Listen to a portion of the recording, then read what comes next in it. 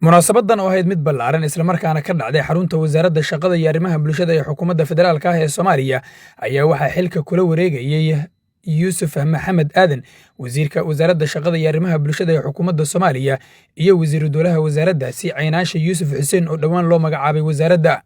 Dr. Maxamed Cilmi Ibraahim oo ahaa wasiirkii hore ee wasaaradda shaqada iyo arrimaha bulshada ee xukuumadda federaalka ayaana si rasmi ah xilka ugu wareejiyay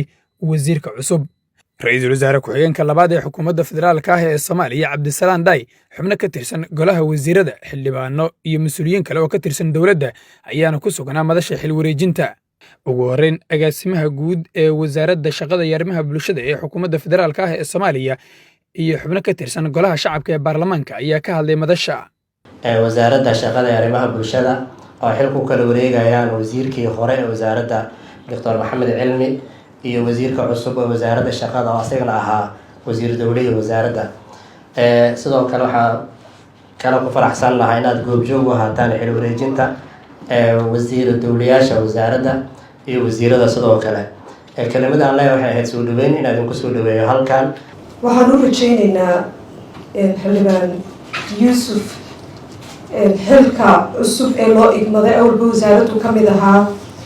in ilaahay u fudaydiyo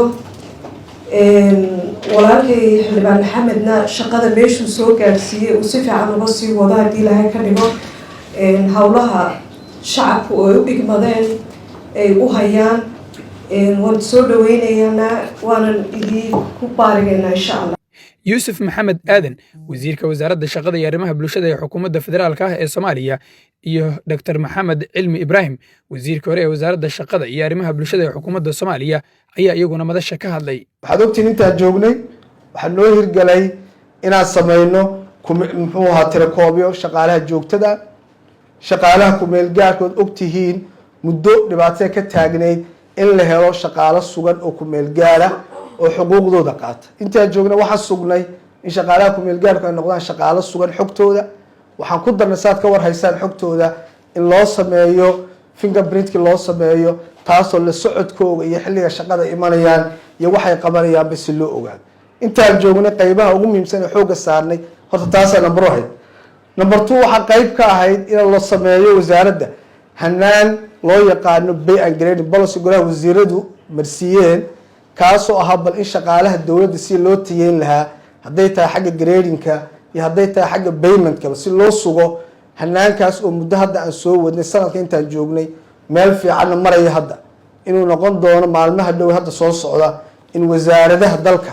in dhammaan shaqaalaha joogoo dhan gradingkooga iyo paymentkooga la sixi doono waxay flagship u ahayd pay and gradeku xukuumadda dan qaran ra-iisul wasaare xamse cabdi barre iyo madaxweynaha jamhuuriyadda oo raba number sugan oo shaqaale oo tayo leh oo ku jooga meelahay joogaana merit based aqoon ahaan ku jooga oo aan ku joogin inta badan shaqaale la iska keensaday inta badan aan ahayn intaan joognay waxyaalaha ugu muhiimsan ee noo suuro galay sida hadda uu ka dhawaajiyey Cumar Faaruq iyo wasiir Cusmaanba inay ahayd shuruucda ugu badan inaan golayaasha geeyno bolosyada aan geynay golaha wasiirada iyo kuwa aan marsiinay inta badan labada gole golaha shacabka iyo golaha aqalka sare mas-uuliyadan wax lagu farxo maaha wadan waxaan joognaa u shaqeynaynaa oo dadkii ay niijabeen oo dowladnimada ay ka niijabeen because waxay dareemaan kaliya xafladu isku wareejiye ay dareemaan ogi tangible products ama tangible results natiijooyin la taaban kara dadka meesha ugu hoosey ay dareemi karaan weli maanan gaarin marka anna ilaahay waxaan ka baryay inuu i fududay waxaad dareemi karteen fiiri maala dhalinyaro oo boqolkiiba intaas ah aanan shaqaynin qof kasta wuxuu dareema marka maala dowladda uu ka niijabaa wuxuuna dareemaa qof daalow dareemaa laakiin ilaahay waxaan maala aan weydiin inuu i fududay waxaanan ballan qaadaa arrimahan caqabadaha jir inaan xallin doono annagoo kaashan doono ogaaleyda wasaaradda oo ugu horeeya la taliyaasha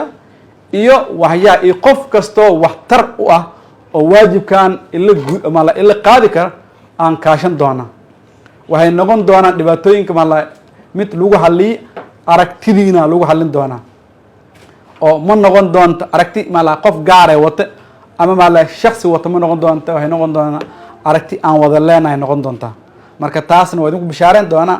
waxaan kaloo idin bishaareen doonaa insha Allah anna waqtiga aan wareejin doon inay noqon doonto maala meeshaan maala meesha uu saaxiibkay soo gaartay meel ka sar inaan gaarsiin ilaahay ka barya taasaan idin ballan qaada insha Allah. gabagabadii munaasabadda ayaa waxaa hadlay ra'iisul wasaare ku-xigeenka labaad ee xukuumadda federaalka ah ee Soomaaliya Cabdisalaam Daay. wasaaradda shaqada iyo arrimaha bulshada ee dowladda federaalka Soomaaliya waa xuduntii wax soo saarka human capitalka ee dowladda federaalka. waa meeshii markii shaqaale loo baahdo la soo aadi lahaa. waa meeshii dhalinyarada Soomaaliyeed ee maanta jaamacadaha ka soo baxaya ee dalka dhinac walbaba shaqalaanta ku hayso 75% ay yihiin dhalinyaro dadka populationka ah ee Soomaalida ah ay maanta tahay meeshii ay indhaha ku hayeen oo u noqon lahayd inay siiso mustaqbal ifayo. marka wasaaradda iyadoo oo intaas oo howl laga sugayo ayaa haddana waxa halkan ka muuqato wasiir cilmi intii uu joogay iyo intay soo shaqeynaysayba in horumar badan la gaaray oo ay ka mid tahay shuruuc